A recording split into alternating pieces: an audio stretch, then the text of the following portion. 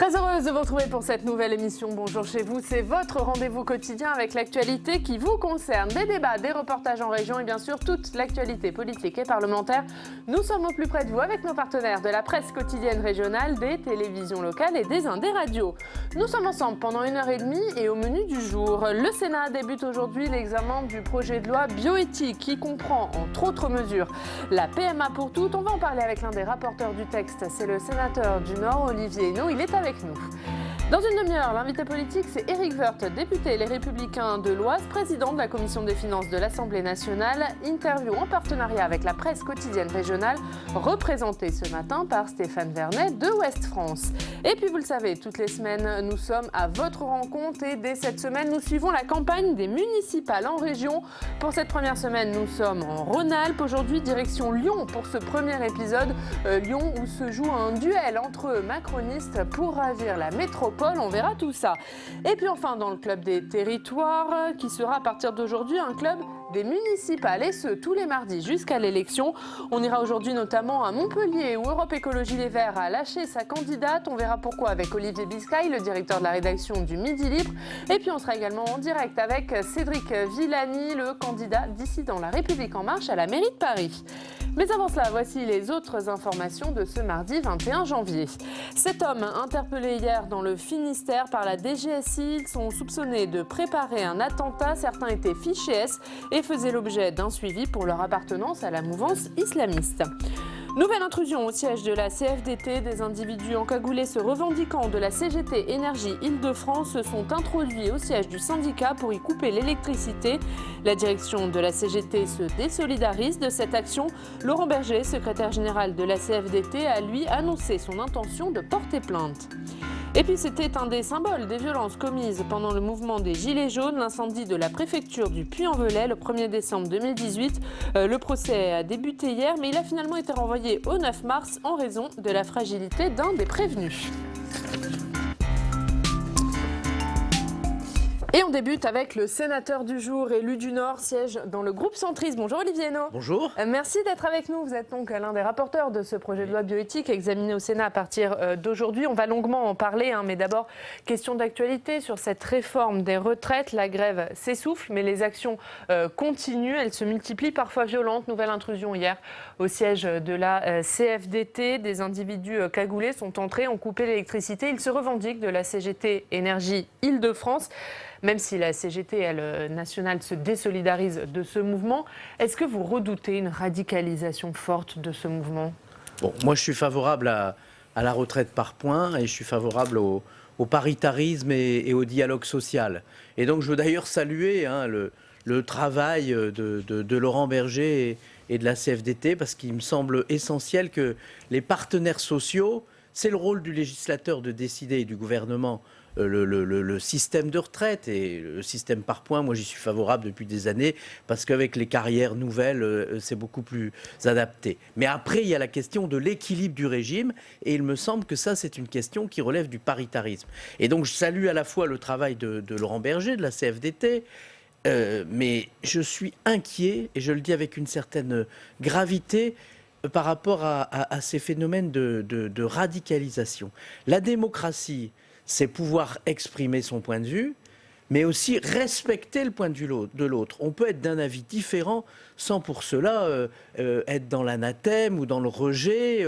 Et je vais même dire, en démocratie, on peut être minoritaire et être solidaire de la majorité. Et je suis inquiet quand même si Philippe Martinez s'est désolidarisé, mais je suis inquiet quand des militants de la CGT viennent manifester violemment à l'intérieur de la CFDT. Je pense que c'est grave pour notre démocratie, mais cette violence, on la sent un peu partout dans notre pays. C'est d'un certain point de vue inquiétant, et je pense que le rôle des responsables politiques, et moi je m'y emploie, et d'ailleurs même dans les élections locales, on voit au travers des réseaux, des attaques personnelles, beaucoup plus qu'auparavant, des critiques excessives, et je pense que notre rôle, c'est d'apaiser. Alors, on va arriver au temps du débat parlementaire. Le texte va arriver à l'Assemblée nationale au mois de février. Est-ce que vous pensez que ça va permettre d'apaiser le climat ou au contraire, ça va l'envenimer à nouveau ? J'espère que ça l'apaisera. Encore une fois, je comprends parfaitement qu'on soit d'un avis différent. Je comprends même aussi que ceux qui bénéficient de régimes spéciaux puissent y être attachés. Mais en même temps, il y a une majorité, il y a un débat, il y a aussi le paritarisme, il y a le dialogue social. Et c'est dans ce cadre-là que doivent s'exprimer les opinions des uns et des autres. Allez, on va parler d'un autre texte, Olivier Henno, que vous suivez particulièrement, puisque le Sénat débute aujourd'hui l'examen du projet de loi bioéthique. On va en parler avec Alex Poussard.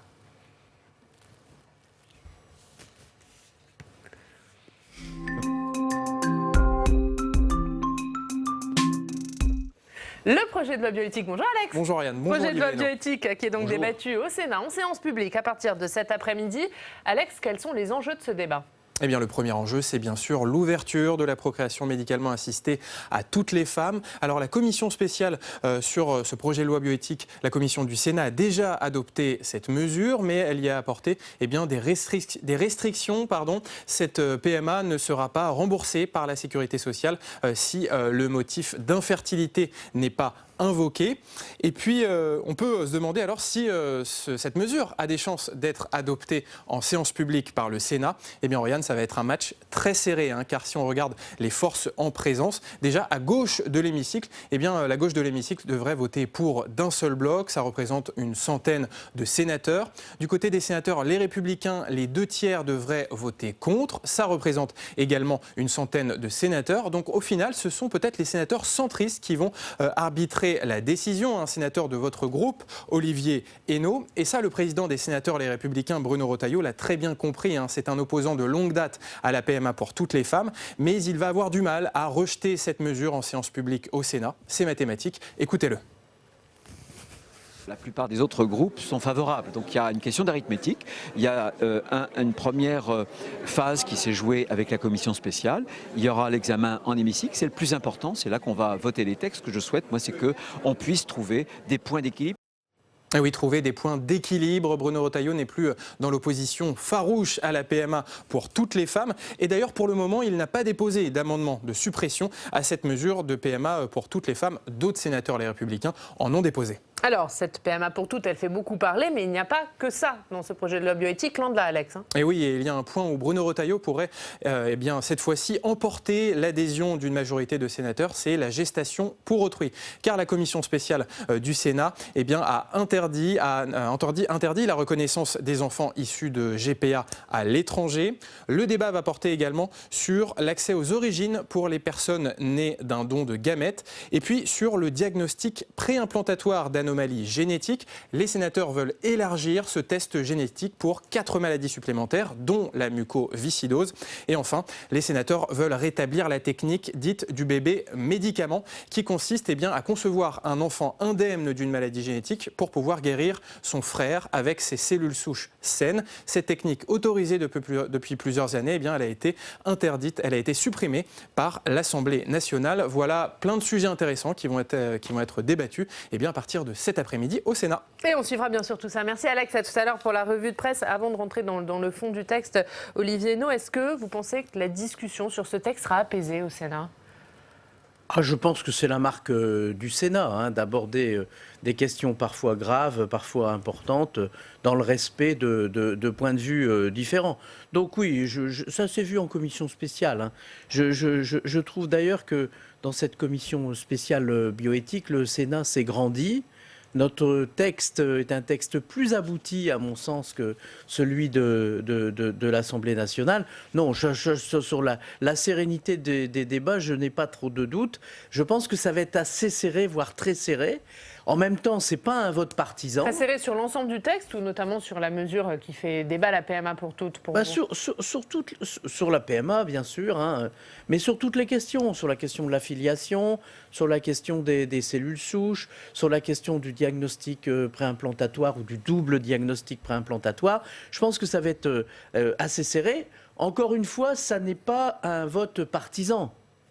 C'est un vote de conviction, de conscience. Moi, j'avoue que j'ai évolué à titre personnel sur cette question, mais je respecte les autres points de vue. Je m'applique ce que j'ai dit par vous rapport pensez que cette mesure passera à toutes les au questions. Sénat Vous pensez que le Sénat votera la PMA pour tous? Je l'espère.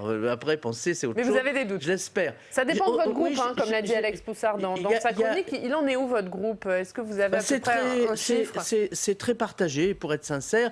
Et puis, je pense aussi, et c'est l'intérêt du débat, même si Édouard Herriot disait qu'un bon discours avait fait changer d'avis, mais rarement de vote, mais là, quand même, il me semble que des personnes s'interrogent encore, des sénateurs s'interrogent encore, et que les débats peuvent faire évoluer les points de vue. C'est tout l'intérêt de ce débat.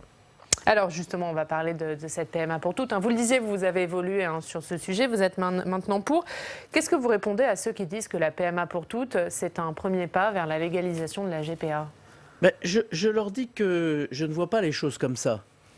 D'abord, vous voyez, moi, dans ma commune de Saint-André-les-Lilles, et le fait d'être maire a changé beaucoup mon point de vue sur ces questions. Et il me semble que l'essentiel, c'est qu'un enfant soit désiré et aimé. Et que c'est ça le plus important.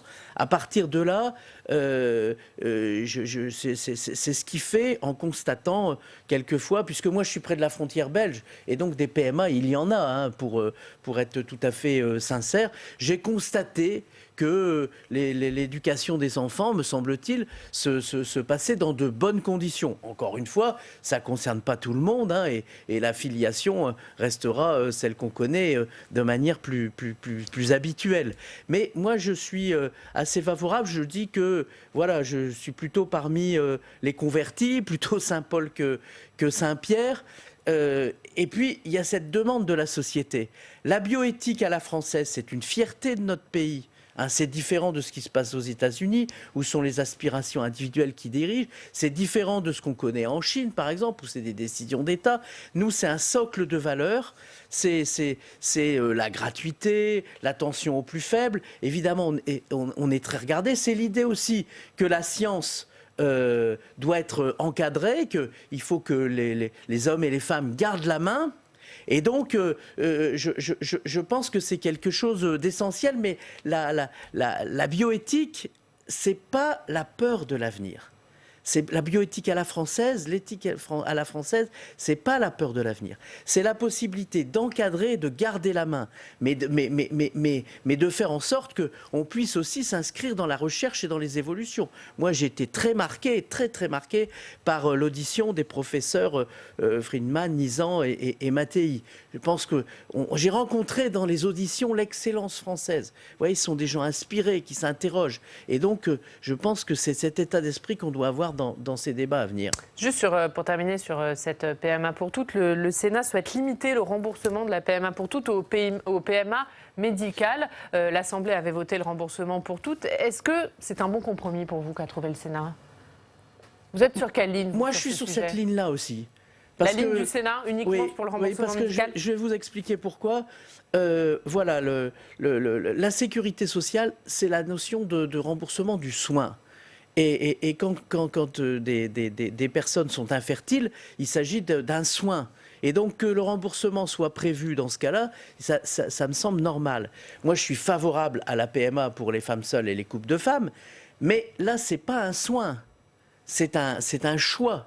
Et donc, ça ne relève pas de la sécurité sociale et des branches en tant que telles. Voilà la position qui est la mienne et celle qui a été celle de la commission spéciale. Alors, ce texte, il contient aussi des mesures sur les cellules souches, sur les tests génétiques. C'est de ces sujets, d'ailleurs, dont vous allez plus particulièrement vous préoccuper pendant l'examen de texte.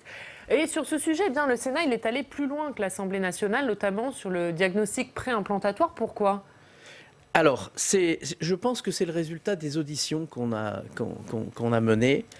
Et sur toutes ces questions, et c'est ça la grandeur de ce débat, on a toujours un choix à faire. On peut se dire qu'il y a une barrière morale, et c'est respectable, et se dire qu'on ne souhaite pas aller plus loin parce qu'on a peur de franchir des notions qui viennent entrechoquer nos croyances, nos idéologies ou même nos dogmes. Bon, et c'est tout à fait respectable. Et puis il y a aussi le fait d'améliorer la vie. Ne pas la bouleverser, c'est là où ça devient évidemment des choix complexes, mais d'améliorer la vie. Sur le diagnostic préimplantatoire, vous voyez, femmes qui, par exemple, dans une PMA, multiplient les fausses couches ou multiplient les fausses couches. À partir du moment où on autorise ce diagnostic préimplantatoire, ça a été dit par le journaliste tout à l'heure, eh bien, on permet à cette femme d'avoir beaucoup plus de chances de réussir sa PMA. Et donc, voilà, on pense à la personne, aux soins de la personne, à sa possibilité de vivre mieux, d'améliorer sa vie. Et sur toutes ces questions, le double diagnostic préimplantatoire, ce qu'on appelle tout à l'heure le bébé médicament, c'est la même chose. Voilà, toutes ces questions, elles doivent être tranchées, mais moi, le bébé médicament qui permet de concevoir un frère ou une sœur, voilà, pour guérir le bébé malade, ça vous y êtes favorable? Et être sûr aussi que l'enfant qui naîtra n'aura pas l'anomalie génétique de son frère ou de sa sœur. Moi, sur toutes ces questions, vous voyez, j'essaye toujours quand même. C'est peut-être le fait d'être mère depuis très longtemps. J'essaye toujours de faire en sorte de penser aux personnes que je connais, aux enfants que je vois vivre, aux femmes qui connaissent les fausses couches. Vous voyez, j'essaye toujours quand même, bien évidemment, il ne s'agit de pas faire n'importe quoi, mais d'avoir cette sensibilité humaine. C'est ce qui fait l'arbitrage en dernier ressort. On voit que dans votre raisonnement, vous parlez médical, vous parlez amélioration de la science. Qu'est-ce que vous dites à ceux qui disent que ça peut entraîner trop loin, et notamment avec un risque de bébé à la carte? Alors, vous disiez tout à l'heure pourquoi je suis opposé à la GPA. Je reviens sur cette question. C'est parce qu'il n'y a pas de GPA, à mon sens, sans marchandisation du corps. Et ça, c'est inacceptable. C'est la raison pour laquelle j'y suis totalement opposé. Parce que ça, c'est un principe supérieur. Et donc, à chaque fois, il y a un certain nombre de principes supérieurs. La gratuité du don, le fait de l'accès aux soins pour tous. Et à partir du respect de ces principes supérieurs, eh bien, on fait le choix, mais avec un certain nombre de principes. On n'interdit pas ce qu'on ne peut pas interdire. Sur les tests, par exemple, génétiques à visée généalogique, c'est facile de les interdire. Il n'y a plus que 3 pays qui les interdisent. L'Israël, la Pologne pour les mineurs et la France. Mais en réalité, on ne les interdit pas, puisqu'il y a presque des centaines de milliers de Français qui font appel à ces tests et qui envoient leurs données de manière aveugle. On ne l'interdit pas. Moi, je préfère qu'on encadre, qu'on soit strict sur l'organisation et qu'on regarde les choses lucidement. Encore une fois, la bioéthique, ce n'est pas la peur de l'avenir. Et en d'un mot, quelle va être la teneur de vos amendements sur ce texte ? Alors les amendements sur le texte, ils ont déjà été adoptés en commission spéciale. C'est principalement, pour ce qui me concerne, les examens génétiques avec le diagnostic préimplantatoire et puis le double diagnostic préimplantatoire pour, encore une fois, permettre à certaines personnes ou certaines familles qui connaissent des anomalies génétiques de leur offrir la possibilité, encore une fois, ce n'est pas obligatoire, hein, il n'y a pas d'obligation, la possibilité d'avoir recours à ces examens qui améliorent la vie et qui, si on les encadre bien, ne la bouleversent pas. Eh bien, on suivra bien sûr l'examen de ce texte qui débute donc cet après-midi dans l'hémicycle du Sénat, et ce pour 2 semaines. Olivier Henno, comme tous les jours, on va se rendre dans une rédaction locale. Aujourd'hui, on va aller à Veuroise, retrouver nos partenaires du Dauphiné. Bonjour Frédéric Hailly, merci d'être avec nous, rédacteur en chef adjoint au Dauphiné libéré à 2 mois des municipales. On va bien sûr parler des municipales. Que représente cette élection pour un quotidien régional comme le vôtre ? Alors moi j'ai souvent l'habitude de le dire, l'élection municipale pour nous c'est un peu notre Coupe du Monde, c'est vraiment notre événement fort et toute la rédaction est mobilisée sur les 2500 communes qu'on a dans notre zone, donc c'est vraiment l'événement, quoi. Donc c'est un événement, comment vous allez le traiter au Dauphiné libéré ? Alors on le traite bien entendu à la fois sur le print et sur le web. Sur le print avec des pages spéciales, on va faire beaucoup d'opérations, on va même aller sur les marchés, on va faire plein de choses. Et sur le web, ça nous permet de le traiter en continu et avec une vraie réactivité toute la journée, avec le nombre de réunions publiques, les débats, tout ce qui peut se dérouler. On va faire aussi également beaucoup de débats. Et puis sur Grenoble, on a décidé d'inventer autre chose cette année, de proposer un autre contenu, une autre forme en fait de traitement de l'actualité des municipales. Avec notamment un feuilleton sur Grenoble. Avant de vous entendre sur ce sujet, on va voir un extrait de ce feuilleton que vous allez proposer.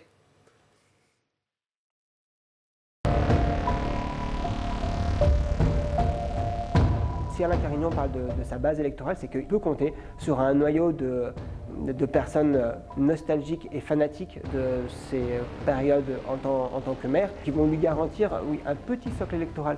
Mais on est loin de ce qui va permettre de gagner une élection municipale.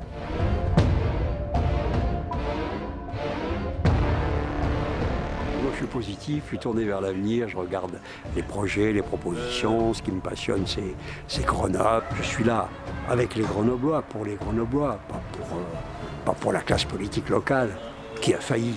Voilà, on a vu cet extrait de ce feuilleton sur les candidats à la mairie de Grenoble. Pourquoi cette série? Pourquoi ce choix de feuilleton, Frédéric Haïly? Parce qu'on a décidé cette année d'innover, de proposer autre chose. Et en fait, on s'est aperçu et on s'est vite rendu compte que sur Grenoble, il y avait matière en fait à proposer un contenu différent avec un maire sortant qui s'appelle Éric Piolle et qui est le maire écologiste. Et face à lui, Alain Carignan, qui est l'ancien maire de 83 à 95 et qui a été condamné en fait en 96. Donc on s'est dit que là, il y a des personnages. Et après, on s'est dit pourquoi pas utiliser en fait les codes d'une série. Et on développe en fait chaque lundi soir, en fait, on propose un épisode de 5 à 6 minutes qui va travailler un thème. Alors on ne scénarise pas, parce qu'en journalisme on ne scénarise pas, mais en revanche on thématise et on essaie de travailler toutes les semaines en fait sur un thème. Ça peut être les voitures, la place des voitures à Grenoble, c'est quelque chose de très important. Ça peut être le retour de Carignan qui fait débat puisqu'il a été condamné. Et toutes les semaines on essaye de récupérer des images, on travaille les images. La rédaction grenobloise est très investie là-dessus et nous propose toutes les semaines un épisode en fait comme le ferait une série. Et les épisodes qui sont donc à voir sur votre site internet, on imagine? Oui, sur le site internet, tous les lundis soirs, à partir de 19h, en fait, la mise en ligne se fait à 19h. Et rendez-vous donc sur le site internet du Dauphiné. On va regarder la une de votre journal aujourd'hui, Frédéric Haïly, sur le 80-90 km/h. Un débat qui agite toujours une loi à 2 vitesses. C'est à la une aujourd'hui du Dauphiné libéré. Merci beaucoup d'avoir été avec nous en direct ce matin, Frédéric. Et donc cette campagne, elle est à suivre sur votre site et sur votre édition papier. Olivier Hénaud, on va maintenant regarder votre revue de presse, celle du département du Nord, avec Alex Poussard qui revient.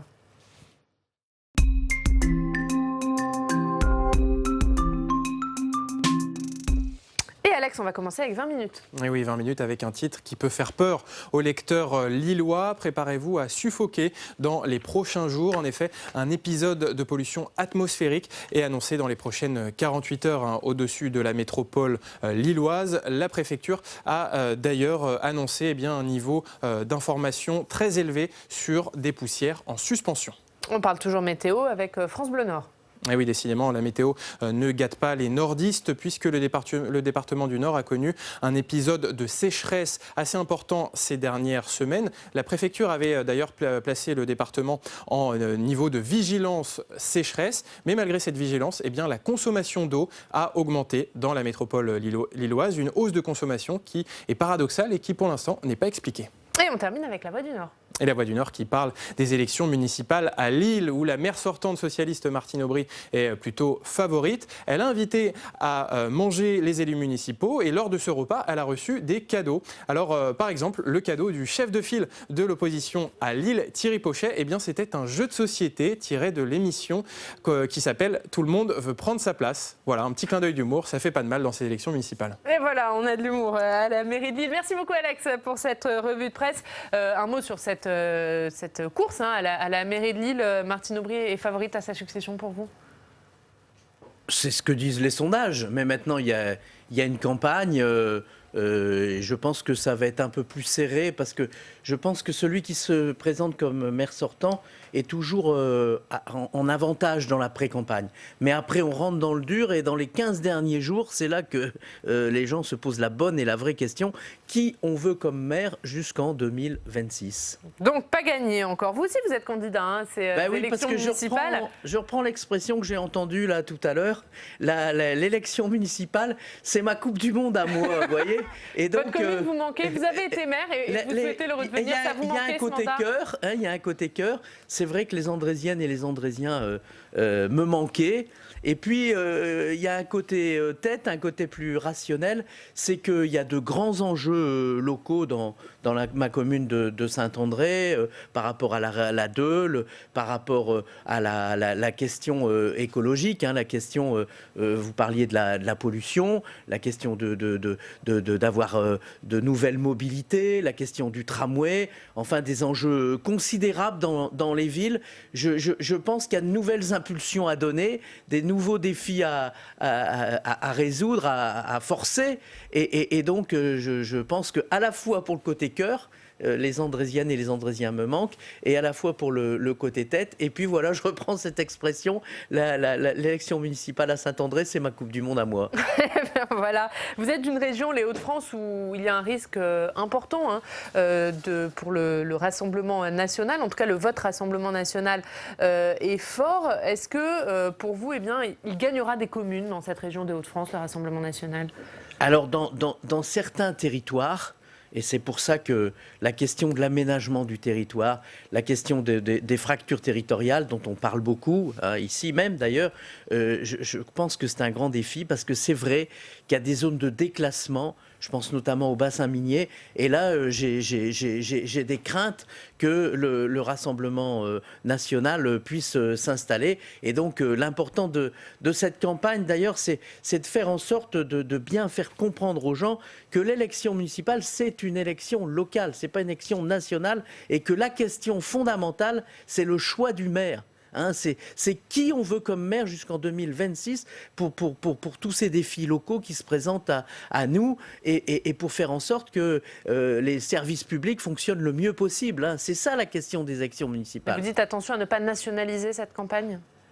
Vous trouvez que certains partis la nationalisent trop ? Je pense que c'est une tentation du Rassemblement national de dramatiser le scrutin, de le nationaliser et d'en faire seulement un vote sanction. C'est dommage parce qu'encore une fois, la question c'est le choix du maire et de son équipe municipale. Parce que c'est une équipe, c'est aussi le conseil municipal. Mais c'est le choix des personnes. Moi j'invite simplement les gens à regarder les listes, à regarder la tête de liste, mais aussi les listes, et de se dire, voilà, pour mener ces enjeux à venir, on préfère ces personnes-là pour nous représenter. C'est ça la question importante de ces élections municipales. Eh bien, le message est passé. Merci beaucoup Olivier Henno d'avoir été avec nous ce matin. On suivra donc l'examen de ce projet de loi bioéthique à partir de cet après-midi dans l'hémicycle du Sénat. Dans 2 minutes, l'invité politique, c'est Éric Woerth, député Les Républicains de l'Oise, président de la Commission des finances de l'Assemblée nationale.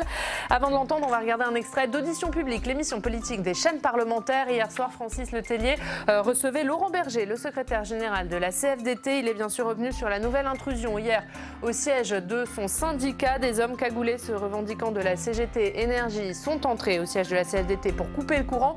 On va écouter la réaction de Laurent Berger.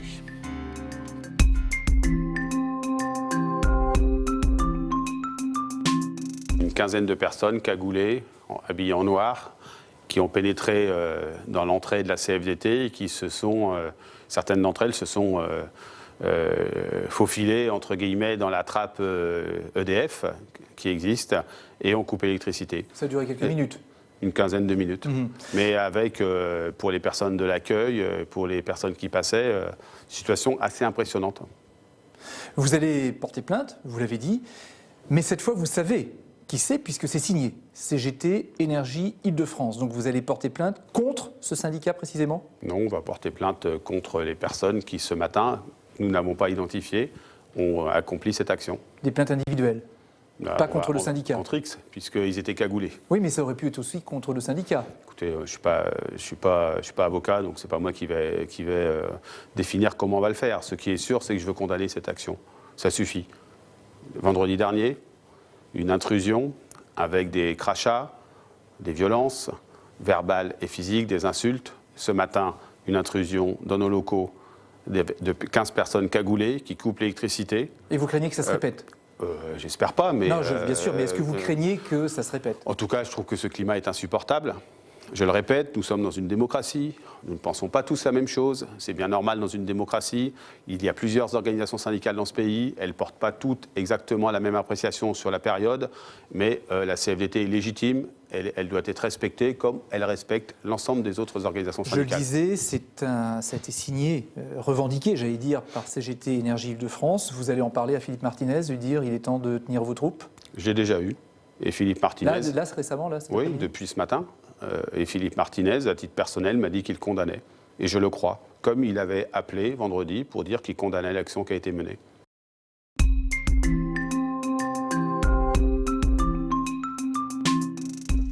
notre invité politique ce matin, c'est Éric Woerth. Bonjour. Bonjour. Merci beaucoup d'être avec nous, député Les Républicains de l'Oise, président de la Commission des finances de l'Assemblée nationale. On est ensemble pendant 20 minutes pour une interview en partenariat avec la presse quotidienne régionale, représentée par Stéphane Vernet. Bonjour Stéphane. Bonjour. Qui dirige le bureau parisien de la rédaction de Ouest France. On va commencer par cette mobilisation contre la réforme des retraites et cette nouvelle action violente hier, nouvelle intrusion au siège de la CFDT. Des individus cagoulés sont entrés pour couper le courant.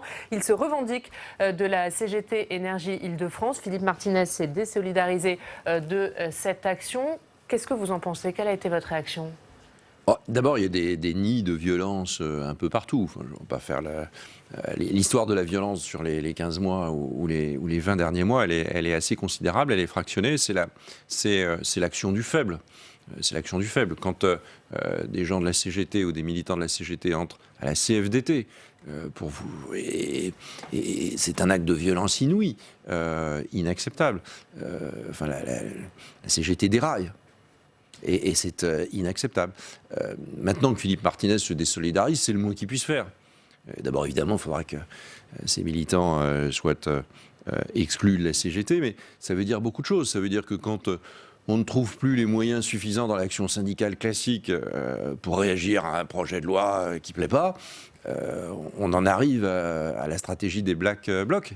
C'est-à-dire, au fond, une stratégie anonyme, cagoulée, de violence contre l'autre. Qu'un syndicat agresse un autre syndicat, même si ce n'est pas porté par le syndicat lui-même, ça reste quand même des militants de la CGT Énergie d'Île-de-France.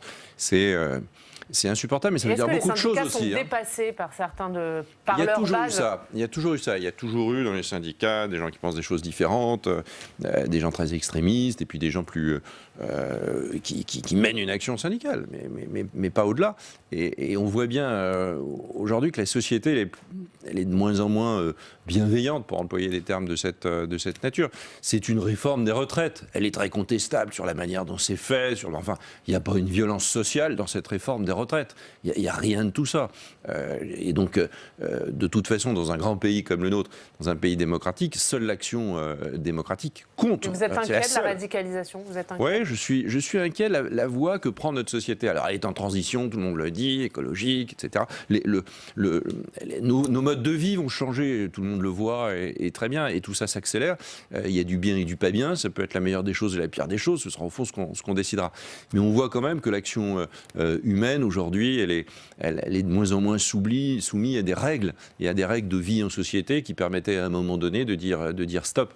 Et là, ce sera à la justice de le dire, et puis ce sera quand même probablement à ceux qui appellent à la violence d'une manière ou d'une autre, et toujours de façon un peu cachée, un peu perverse, à changer. On verra si c'est possible. Mais comment vous interprétez ce type d'épisode? Pour vous, c'est une espèce de baroud d'honneur? Les choses vont se calmer, ou vous pensez que ça va durer et c'est quelque chose qui va perdurer, qui va se multiplier, comme dans tous les conflits qu'on va voir? Je ne sais pas, le carburant, on peut pas. Le carburant de tout ça, c'est la haine. Il y a une haine sociale. Et elle reste. Il y a une haine, il y avait avant le lutte des classes, aujourd'hui il y a une haine profonde de catégorie en catégorie, de communauté en communauté, où on considère que les règles qui s'appliquent à l'un ne s'appliquent pas à l'autre. C'est un phénomène probablement classique dans des grandes périodes de transition, parce que ça instabilise, ça déstabilise beaucoup de monde, et les gens s'inquiètent, et souvent les Français, ils sont plutôt dans une attitude d'inquiétude qu'une attitude d'espoir, en disant ce changement, il sera meilleur qu'avant. Et on l'a vu avec les Gilets jaunes, le simple fait d'augmenter à un moment donné l'essence, d'une manière complètement folle, le fait de le faire a nourri, comme les farines ou comme d'autres produits à un moment donné, ou le riz ici ou là, il y a un moment donné, la population, au sens large du terme, se braque. Mais, comment on en sort de ce climat de haine dont vous parlez? Je sais pas, parce qu'il faut réformer notre pays profondément. Donc il faut, et le gouvernement le fait, tente de le faire de façon extrêmement maladroite sur les retraites. Enfin, autant de temps pour arriver à ça, c'est maladroit, mais il fallait le faire. Ça veut dire qu'aujourd'hui il n'y a plus de réforme. Arriver une réforme, si vous voulez, qui est extrêmement lente dans sa mise en œuvre, avec une universalité qui est extrêmement contestable. Au fond, pourquoi il faut un système universel? Au fond, ça n'a pas de... nous, on l'avait dit il y a 10 ans, système universel, mais on visait système universel entre les salariés du privé, les salariés du public et les fonctionnaires, c'est-à-dire des grandes masses de gens qui se ressemblent, qui font des métiers parfois identiques, l'un avec un statut public, l'autre avec un statut privé. Mais après, la retraite, elle est un miroir, un reflet d'une carrière, d'une vie, donc il est normal qu'au moment de la retraite, il y ait des différences, même si il y a des points d'injustice ou des règles qui doivent être communes. Donc elle pourrait être universelle sur une partie, et puis qu'il y ait des complémentaires qui jouent leur rôle. Après, c'était pas très gênant, et c'était surtout mieux pensé. Au fond, c'est un propos de tribune et un propos du président qui trouve sa traduction dans l'action politique, sans filtre, sans fusible, et ça donne un truc incompréhensible. Et honnêtement, servir des réformes aussi importantes, parce que c'est quand même 320 milliards d'euros, et ça concerne tous les Français, sans qu'on puisse expliquer à nos concitoyens exactement en quoi ça consiste, qu'il faut des cas très précis, qu'il faut des études de ci et de ça, des études d'impact dans lesquelles on ne comprend rien. On se demande toujours au fond quand ça va se mettre en œuvre, et ce que ça voudra dire pour vous-même. Vous faites de l'universalisme, vous faites de la réforme dite systémique, c'était ce mot employé sans arrêt, alors que c'est évidemment le paramétrique qui domine. C'est-à-dire au fond la question que se posent les Français. Ils se demandent, je pars quand, à quel âge et avec combien, et le paramètre est toujours supérieur au système. Et il n'y a jamais eu, me semble-t-il, de sentiment d'injustice dans les retraites. J'ai jamais entendu quelqu'un, pourtant moi j'ai fait une réforme profonde, on n'a jamais entendu au fond de gens dire c'est injuste par rapport, il y a des petites retraites, les gens considéraient que c'était trop petit, mais ils ne disaient pas c'est injuste par rapport à ci ou par rapport à telle catégorie. Donc il fallait résoudre un certain nombre de questions, à nouveau, comme tous les gouvernements l'ont fait, et pas essayer d'englober ou d'enrégimenter tous les Français. Ce qui veut dire qu'aujourd'hui, pour céder, vous avez des délais de transition considérable. Alors il y a beaucoup d'ordonnances dans ce texte, mais vous pouvez considérer à un moment donné, quand on lit les choses correctement, que le premier cheminot qui partira à 62 ans, et encore que l'âge pivot aura changé, maintenant on commence à avoir d'autres données là-dessus, il partira pas avant un demi-siècle. Cette interprétation est possible. La transition est trop longue, elle met trop de temps à se mettre en œuvre. C'est pas qu'elle est trop longue, c'est plus une réforme. Quand vous réformez dans 4, 5, 6, 7 présidents de la République, à un moment donné, vous vous dites, je ne sais pas très bien ce qui sera stable. Ça ne peut pas fonctionner. Donc il y avait des choses à faire immédiatement, il y avait des phases de transition à limiter à une dizaine d'années, sans doute, 10 ans, 12 ans sur un certain nombre de points, et plein de professions qu'il fallait considérer comme n'étant pas concernées lorsqu'elles ont des caisses notamment autonomes. Donc il fallait régler la question des régimes spéciaux de façon définitive, parce que là, il y avait une vraie injustice, avec des métiers qui n'ont rien de particulièrement pénible par rapport à d'autres métiers ailleurs, que les gens partent à peu près au même temps, il fallait un décalage sur une dizaine d'années. Ça veut dire les supprimer tous, ces oui. régimes spéciaux. Oui, il faut régimer.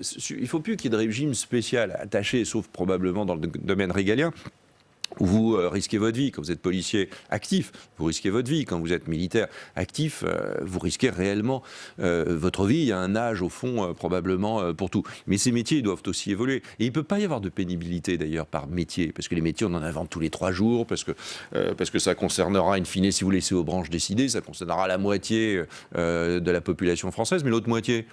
Et puis tous ceux qui attendent sur des quais de gare. Est-ce que c'est pas un point de divergence avec votre parti, les Républicains, je pense qu'on emploie mal les mots. Je pense qu'on est d'accord sur le fond. Il faut un régime de pénibilité universel. Ça veut dire pas un régime spécial, universel, qui vaille pour toutes, que vous soyez journaliste, que vous soyez politique, que vous soyez soudeur, que vous soyez pâtissier, boulanger. Un socle de pénibilité. Et au fond, ça s'objective, c'est-à-dire que ça se constate. Il y a un moment donné, vous êtes exposé à un certain nombre de facteurs. On est les premiers à l'avoir introduit dans une loi, la pénibilité. C'est Nicolas Sarkozy qui l'a fait avec moi. Mais il y a une objectivation. Si c'est pas objectif, si c'est juste l'appartenance à un statut, ça devient un régime spécial. Si c'est objectivement constaté dans votre intégrité physique, là, à ce moment-là, vous devez pouvoir partir avant. Et le rôle de la médecine du travail est considérable. Enfin, on en est loin sur le sujet. Alors, tout ça s'objective, vous venez de le dire, vous avez cité le chiffre de 320 milliards d'euros, tout ça s'objective, mais comment ça se finance ? Est-ce que le président de la commission des finances à l'Assemblée nationale que vous êtes peut nous éclairer sur le financement de cette réforme telle que vous la comprenez aujourd'hui ? Non, mais moi je peux éclairer sur rien, parce qu'il y a des textes qui sont... ça c'est fait. On a eu des textes, voilà, je vous remercie, c'est une très bonne question. Il y a 25 ordonnances, la moitié le tiers ou les deux tiers du texte, ça renvoie à des ordonnances pour les détails. Entre nous, le diable, il est dans les détails, comme toujours. Vous savez, d'ailleurs, on voit bien, il y a 100 kilomètres à parcourir pour faire la réforme, les 95 premiers, M. Delevoye, il les parcourt avec aisance, la fleur au fusil. Vous parlez de principe et quand vous n'êtes pas d'accord, vous remettez au lendemain. Mais juste qu'on Puis peut se après, dire, vous commencez à parler concrètement des choses. Alors concrètement, est-ce que c'est une réforme qui permettra de faire des économies ou c'est l'inverse? Est-ce qu'elle va coûter de Aujourd'hui, l'argent? elle permet pas de faire des économies. Dans ce qui est dans le texte qui est Donc présenté à ça va l'Assemblée plutôt coûter de l'argent nationale et qui à la ira collectivité. au Sénat, oui, c'est une réforme coûteuse, comme souvent les réformes françaises. On n'a pas d'argent. Enfin, si on avait de l'argent, on n'aurait pas des déficits aussi importants. Et le seul levier, c'est de travailler plus longtemps pour équilibrer les choses. Évidemment. Là, il n'y a pas photo. Non, il n'y a pas photo. Sauf que le gouvernement, il avait décidé au départ que c'était pas nécessaire. On lui avait dit que oui. Il n'y a aucune surprise. Mais c'est surtout le président de la République qui a dit à plusieurs reprises qu'il ne fallait pas toucher l'âge de départ à la retraite. Il l'a dit dans sa campagne. Et puis, bon, mais je note qu'il n'y a rien de nouveau sous le soleil. On l'écrivait il y a 10 ans. On disait que la réforme de 2010, elle produirait des effets considérables, ce qui a été le cas, puisqu'elle a rééquilibré le système, et qu'à partir de 2020, entre 2020 et 2030, parce que ça dépendait de plein de choses, il faudrait évidemment revenir et redébattre de ces sujets qui étaient tout simplement l'augmentation de l'âge, et puis la fusion public-privé et la fin définitive des régimes spéciaux qui avaient été, au fur et à mesure du temps, d'ailleurs, déjà réformés. Il fallait terminer ça, c'était déjà un très gros boulot en soi. Très gros boulot. Ça a été mal fait. Ça a été fait de façon... Et quand Édouard Philippe dit qu'il prendra ses responsabilités sur cette question de l'équilibre financier, vous y croyez? Non, enfin, je pense qu'il y croit. Je pense qu'il est sincère quand il dit ça. Non, pas moi, mais parce que je vois qu'on livre à l'Assemblée nationale un texte dans lequel c'est un texte de réorganisation que tous les gouvernements sont capables de faire, au fond extrêmement complexe. Et puis de l'autre, on dit, pour le financier, on verra plus tard. C'est comptable. C'est pas bien, c'est comptable. C'est super, c'est comptable. Enfin, la CGT, elle défile dans les rues pour des raisons de comptabilité. 62 ans, 63 ans, que des chiffres. La CGT, elle descend que pour des chiffres dans la rue. Donc c'est très bien, il y a d'un côté la bonne comptabilité et de l'autre la mauvaise. Un bon régime des retraites, c'est un régime qui est financé, qui se finance. Car s'il ne se finance pas, à ce moment-là, et notamment régime par répartition, c'est le financement par les marchés financiers. Ça veut dire qu'on emprunte. Je ne crois pas que les Français aient très envie de faire financer par les marchés financiers leur régime de retraite. Ils doivent l'autofinancer. Et la vraie justice, c'est un régime financé et c'est un régime qui ne se finance pas sur le dos des générations futures. La justice intergénérationnelle, elle est majeure. Il n'y a rien dans le texte. Et l'âge pivot est déjà une version dégradée de l'augmentation de l'âge. C'est le gouvernement qui n'ose pas augmenter l'âge, qui fait un truc qu'on avait nous repoussé il y a 10 ans. C'est des vieux trucs, tout ça. C'est du recyclage de vieilles idées. L'âge pivot, moi j'avais dit non. On avait dit non il y a 10 ans parce qu'on s'était dit que c'était une manière de dire... À la fois, on augmente un peu l'âge, mais on ne le dit pas trop. Vous pourrez partir, mais vous serez un peu paupérisé. Donc c'est plutôt une baisse des pensions. C'est la baisse de la pension à 62 ans, à 63 ans, 64 ans. Alors pour éviter la baisse des pensions, un compromis raisonnable, est-ce que ce ne serait pas de faire une espèce de mix entre une retraite par répartition, une base, et inciter les Français à se constituer une retraite par capitalisation? Ou c'est un gros mot absolu qu'il faut absolument pas... Non, ce n'est pas du tout un gros mot. Donc ça, ce serait un bon compromis ou pas? Non, le bon compromis, ce serait de revenir à un socle moins important que celui-là sur l'idée d'un régime universel, c'est-à-dire les mêmes règles pour tous les Français jusqu'à, par exemple, un prélèvement 30-40 000 euros, et puis après d'avoir des caisses et des régimes autonomes, fusionnés entre le public et le privé, et puis des professions qui gèrent de façon autonome leur système de retraite parce qu'elles adaptent, ils veulent partir plus tard, donc ils cotisent moins, enfin, ce genre de choses. C'était évidemment très très possible. Le gouvernement n'a pas voulu le retenir. Il a voulu couvrir tout le monde, puis après il a dit aux super cadres, qui gagnent plus de 10 000 euros par mois, c'est pas non plus les hommes et les femmes les plus riches du monde. Hein. C'est évidemment beaucoup d'argent, mais vous cotiserez plus et vous serez plus couvert par le régime. Résultat des courses, vous n'allez plus avoir de cotisation de ces personnes tout de suite. Et donc tout d'un coup, le gouvernement s'est dit, mon Dieu, il faut une période très très longue parce qu'il n'y aura plus de cotisation et ça va plomber les régimes de retraite. Il y a une découverte permanente de la façon dont ça fonctionne. Et donc ça devient d'une complexité inouïe, et je ne crois pas aux réformes qu'on n'arrive pas à expliquer. Quand on n'arrive pas à expliquer, c'est qu'il y a un problème. Un dernier mot sur ce texte. Le texte arrive à l'Assemblée au mois de février. Est-ce que vous vous dites on ne le votera pas, ou est-ce que vous n'excluez pas de le voter en fonction des débats? Non, mais on ne peut pas voter un texte s'il n'est pas financé. On ne peut pas, c'est juste pas possible. On ne peut pas avoir un texte qui parle de réorganisation, puis dans la pièce d'à côté, avoir une conférence de financement. Il n'y a aucune découverte, il n'y a aucune nouveauté. Ça fait 2 ans, donc ça fait 2 ans qu'on peut parler de l'âge et 2 ans qu'on peut parler du financement. Sauf qu'à l'époque, on a dit on ne parle pas de ça parce que ce n'est pas le sujet. Si c'est le sujet, si vous ne parlez pas d'âge et si vous ne parlez pas de financement dans une réforme des retraites, ça veut dire que ça voudrait dire que vous ne parlez pas de l'essentiel. Donc vous dites clairement les Républicains ne voteront pas ce texte à l'Assemblée. Mais c'est impossible de voter un texte sans savoir comment il va être financé. Et puis il y a évidemment une approche très différente des Républicains. Sur la pénibilité, il y a une approche extrêmement différente de l'approche qui est aujourd'hui prônée dans le texte, qui est une approche métier par métier et qui renvoie toujours à un moment donné, écoutez Madame Pénicaud, à des négociations par branche. Mais alors à ce moment-là, tous les autres. Je voudrais juste dire qu'il n'y a pas que le travail, il y a aussi la façon dont on va au travail. Si on veut parler de la pénibilité, vous pouvez avoir un métier, on dit, ah bah oui, le maçon, celui qui le réparateur de toit, il ne peut pas réparer un toit après 50-50. D'abord, c'est pas vrai, je pense que c'est pas vrai. Et puis d'autre part, le comptable ou l'employé, lui, c'est pas pénible. Ouais, enfin, si l'employé, dont on considère que le métier n'est pas pénible, passe 1h30 aller, 1h30 tous les jours de transport, parce qu'on croit à la mobilité du travail et qu'il ne peut plus vivre dans les villes parce que c'est trop cher, mais ce trajet, il ne rentre pas dans la pénibilité du travail. La personne du Nord qui vit moins longtemps que la personne du Sud, comment ça se passe? Donc si vous rentrez dans des détails, vous allez créer un monstre injuste, absolument injuste si vous raisonnez par profession. Il faut travailler autrement. Très étonnamment, rien n'a été fait depuis 2 ans non plus là-dessus. Allez, on va parler d'autres sujets pour terminer. Alors, le Sénat débute l'examen de la loi bioéthique à partir d'aujourd'hui, avec notamment l'introduction de la procréation médicalement assistée pour toutes, la PMA pour toutes.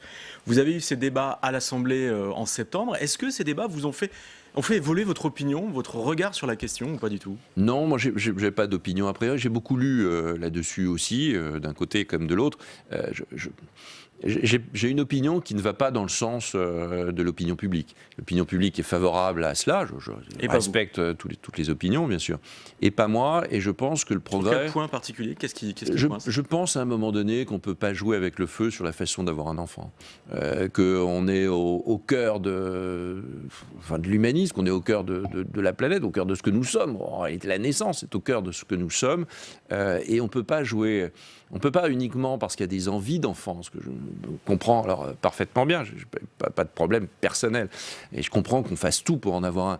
Mais est-ce que la société doit aller vers une PMA puis une GPA, c'est-à-dire des systèmes médicaux ou scientifiques pour aboutir à la création d'enfants qui seront certes entourés d'amour? La question n'est pas là non plus, je l'entends souvent, elle n'est pas là non plus. On peut être parfaitement heureux dans un couple homosexuel et bien plus heureux que dans un couple hétérosexuel. La question, elle n'est pas là. La question, elle est sur une éthique humaine. C'est une éthique humaine.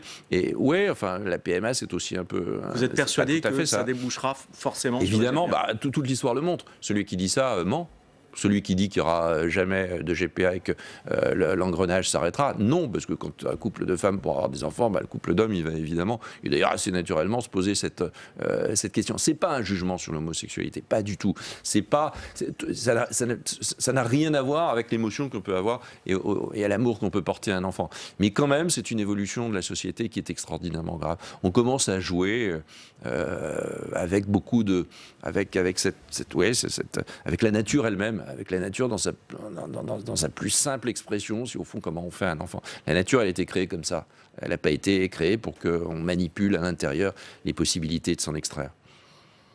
Question sur un tout autre sujet, puisqu'il nous reste assez peu de temps, mais Choose France, hier, 200 dirigeants français et étrangers réunis à l'Élysée, des annonces records en matière d'investissement étranger en France. On parle de 8 milliards d'euros de contrats dans les mois qui viennent.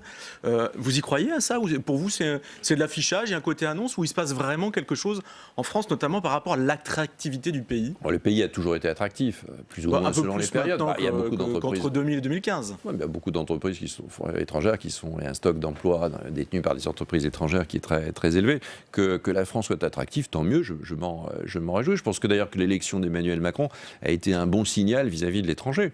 Très bon signal vis-à-vis de l'étranger. Vous mettez ça à son crédit? je mets ça au crédit de l'ensemble des politiques françaises depuis longtemps.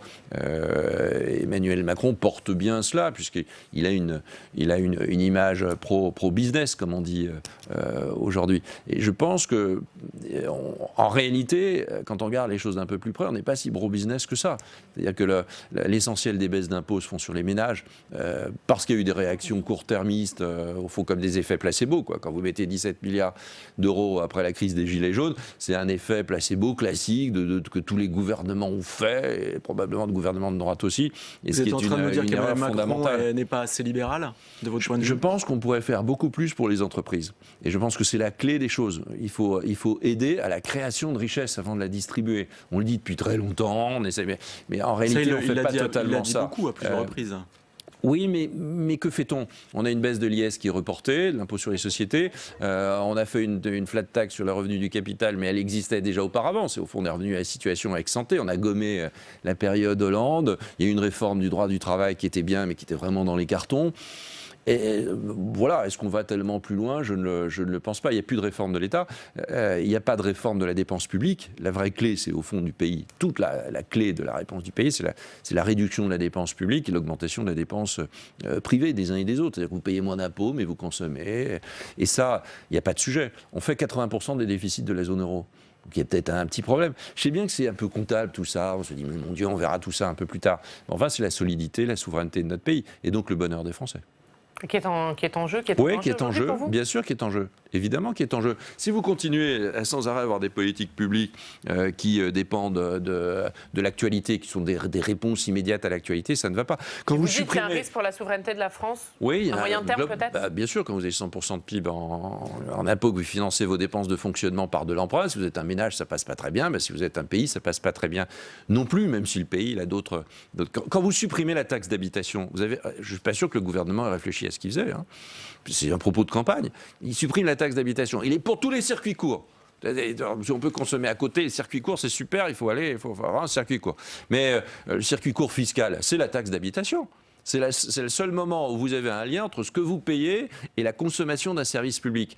Vous allez élargir, c'est la TVA maintenant qui va payer les services publics. Mais quelle idée dans un État qui est déjà en déficit.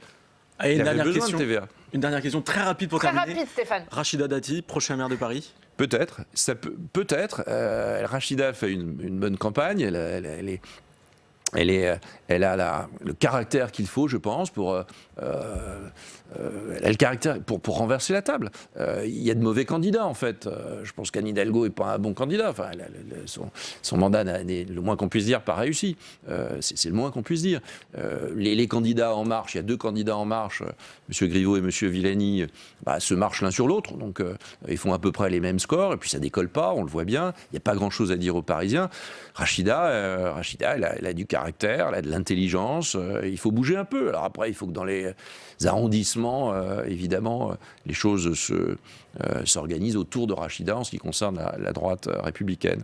Et malheureusement, on n'a pas le temps de développer, pourtant il y aurait à dire. Merci beaucoup Éric Woerth, merci d'avoir été avec nous ce matin. Merci Stéphane Vernet. Demain à votre place, Éric Woerth, Adrien Quatennens, député La France Insoumise du Nord. Et justement, on va parler des municipales, c'est l'heure tout de suite. Les gens du Nord en fait. Exactement. C'est l'heure tout de suite du club des municipales. C'est parce qu'on vit moins longtemps peut-être. Des gens de Hauts-de-France. C'est l'heure du club des municipales. La Mutuelle Nationale Territoriale, la mutuelle des agents des services publics locaux, vous présente le Club des Territoires. NJ, acteur engagé dans la transition zéro carbone des régions, vous présente le Club des Territoires.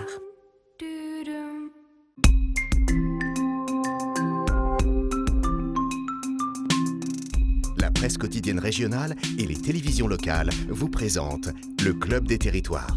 Le Club des Territoires en partenariat avec la presse quotidienne régionale, les télévisions locales et les Indés Radio. Aujourd'hui, lancement du Club des municipales. Tous les mardis avec vous, nous ferons un point sur la campagne, les dernières infos, les enjeux, les thématiques. Cette semaine, nous serons notamment à Montpellier où Europe Écologie Les Verts a lâché sa candidate. Nous serons également en direct avec Cédric Villani, candidat décidant La République En Marche à Paris.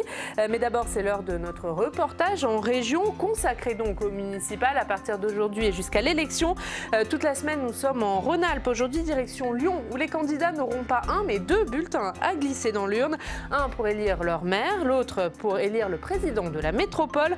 Et c'est ce second poste qui attire les convoitises, avec notamment un duel de macronistes entre le maire de Lyon, Gérard Collomb, et le président de la métropole, David Kimmelfeld. Mais la droite et les écologistes sont en embuscade. On va voir ça avec Audrey Vuettaz et Romane Boudier qui se sont rendus sur place.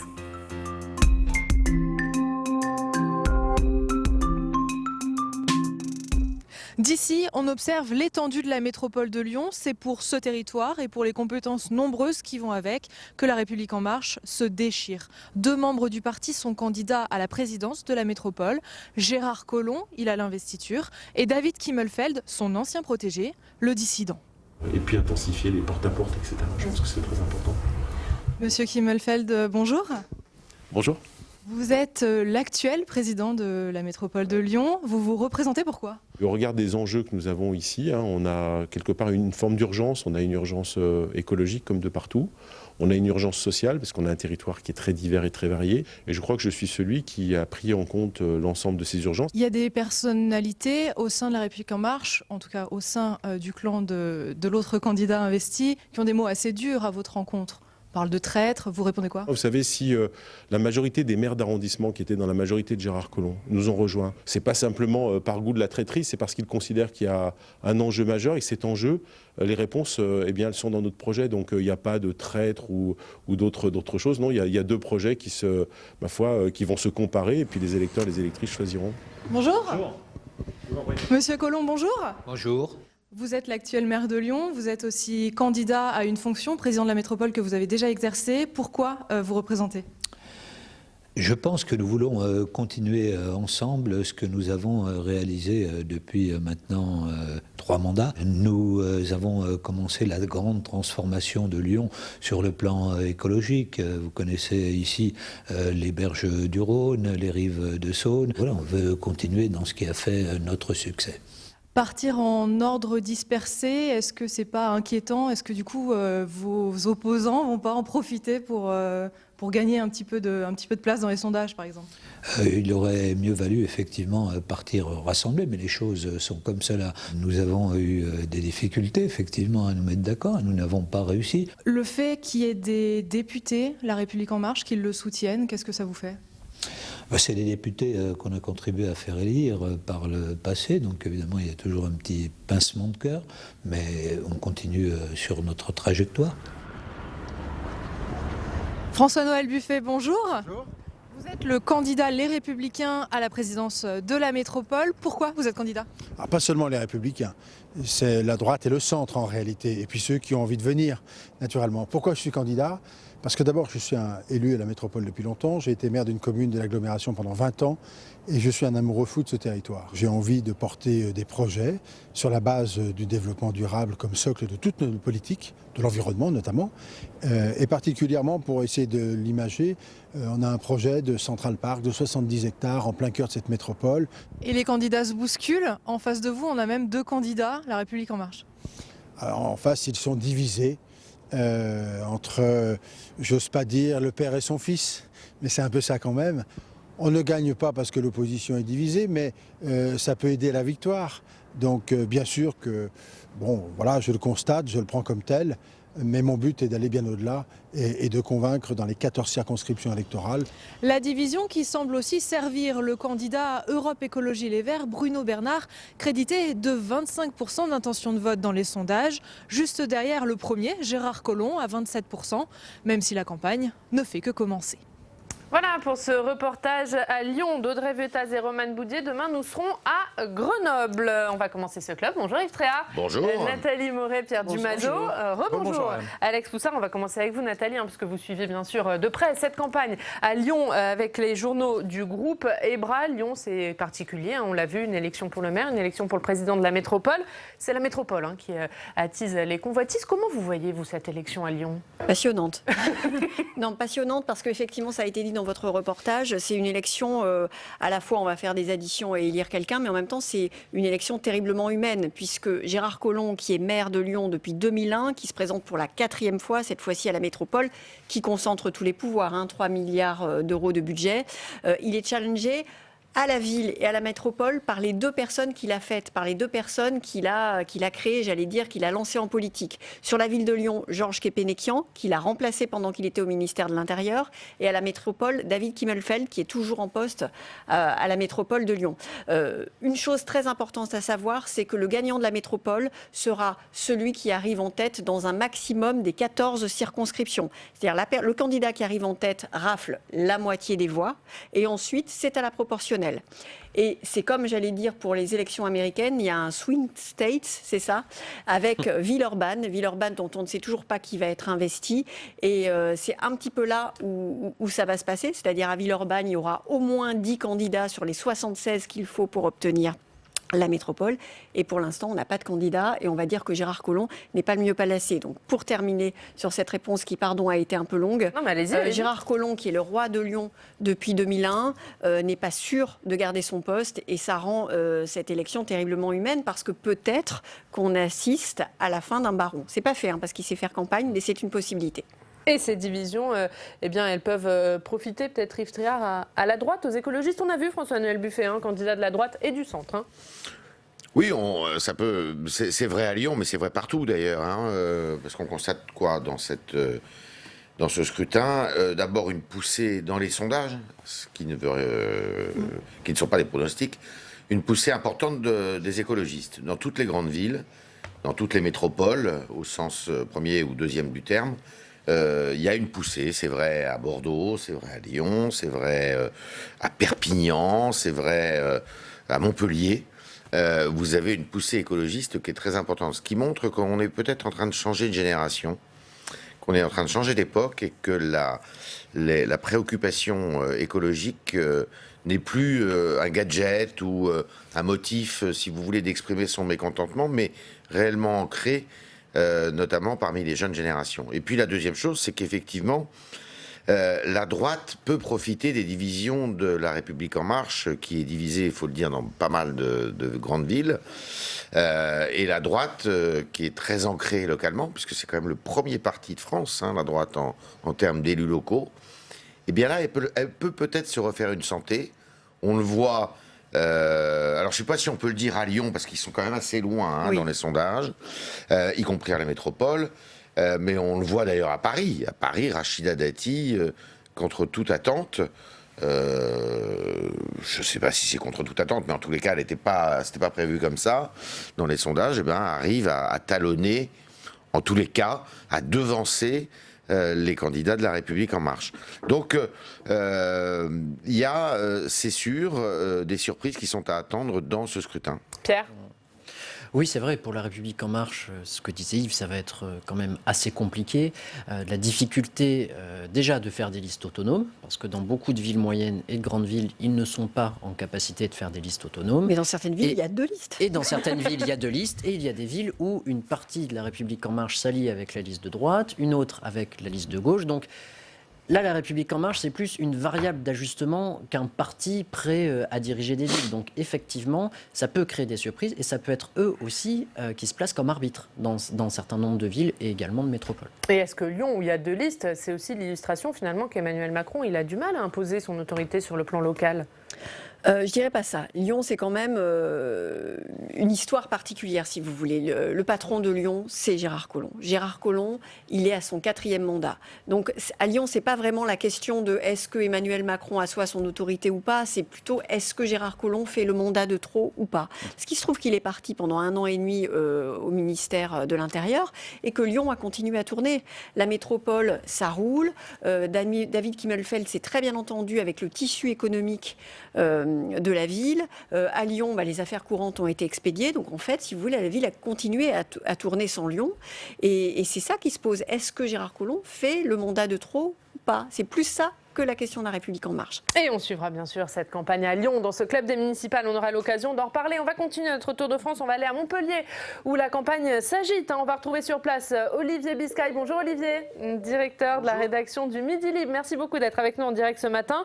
Elle s'agite notamment du côté d'Europe Écologie Les Verts, la campagne à Montpellier, puisque le parti a retiré son soutien à sa candidate Clotilde Ollier, mais elle ne l'accepte pas.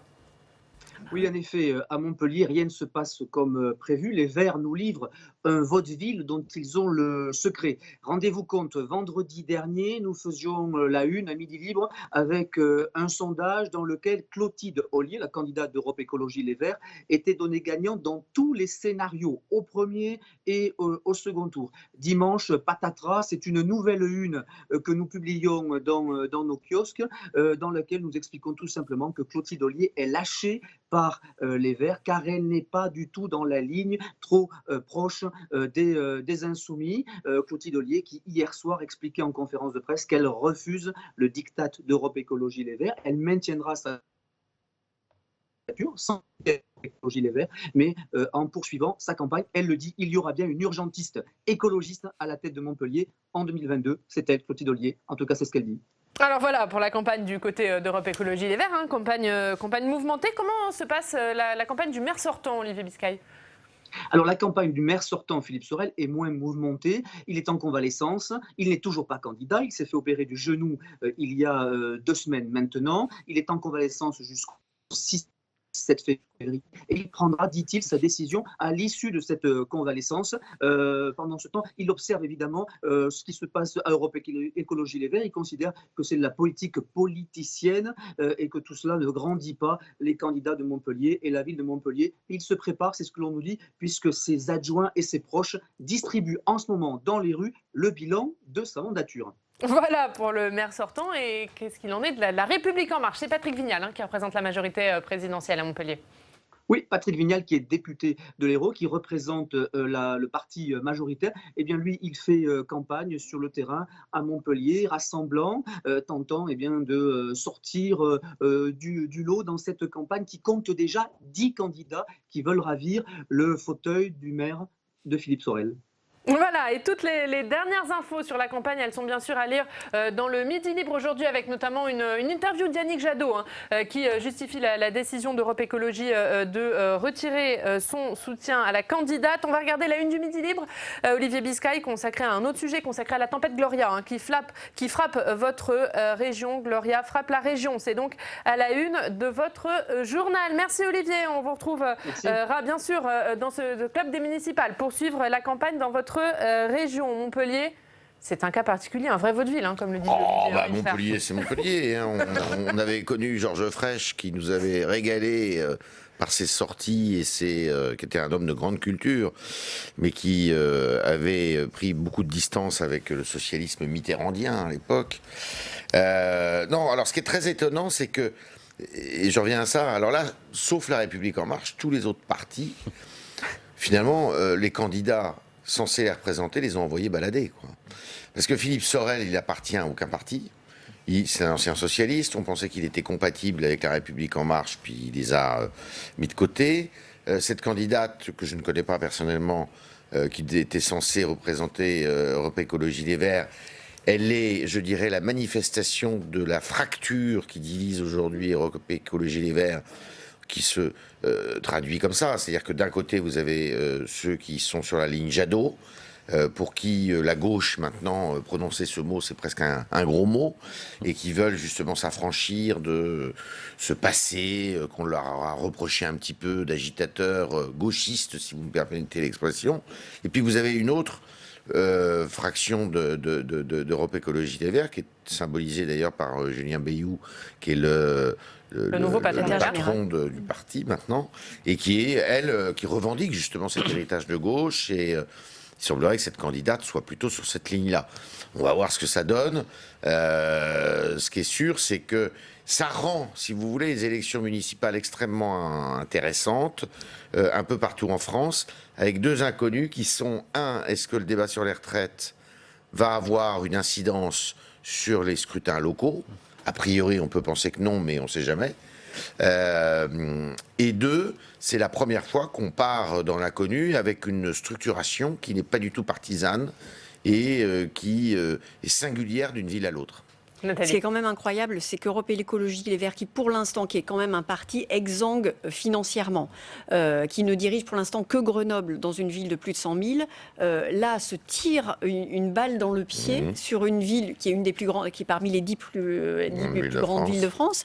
Alors, et elle peut se passer d'une ville comme ça, c'est absolument incompréhensible quand on sait que justement les élections municipales, ce ne sont pas des élections politiciennes. Effectivement, là, elle avait fait alliance avec les Insoumis, etc. Mais sur la base d'un projet local, ce que défendent tous les candidats. Donc effectivement, je trouve que c'est de loin, hein, encore une fois, une décision totalement incompréhensible. Alors Pierre, avant de faire réagir, je vais vous dire ce que dit Yannick Jadot ce matin dans les colonnes du Midi Libre. Il assume, il dit « Nous sommes un parti de gouvernement, nous assumons la responsabilité de prendre des décisions difficiles pour ne pas laisser une fuite en avant s'installer. » Oui, nous sommes un parti de gouvernement, j'allais dire peut-être calmons-nous. C'est pas parce qu'on a fait 13% aux européennes que d'un coup, Yannick Jadot se voit déjà, on le sait, 2022. Non mais, voilà, ça c'est fait. Non mais je suis d'accord avec Nathalie, c'est quand même typique de ces mouvements écolos de gauche de se saborder eux-mêmes avant d'avoir l'embryon d'un projet ou le début d'une idée. C'est quand même dingue. Je veux dire, ils avaient une bonne candidate en place, et je répète ce que dit Nathalie, mais elle a raison, et c'est se saborder de l'intérieur, alors que les municipales, exactement, c'est une affaire de personne, c'est une affaire de projet local. Donc, Yannick Jadot, oui, d'accord. Non, mais bon, il dit ce qu'il a à dire.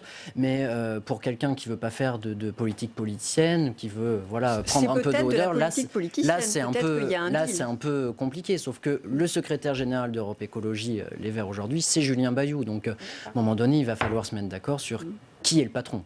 Allez, après Lyon, après Montpellier, on va maintenant suivre la campagne à Paris. On est en direct ce matin avec Cédric Villani, candidat dissident La République En Marche à la mairie de Paris.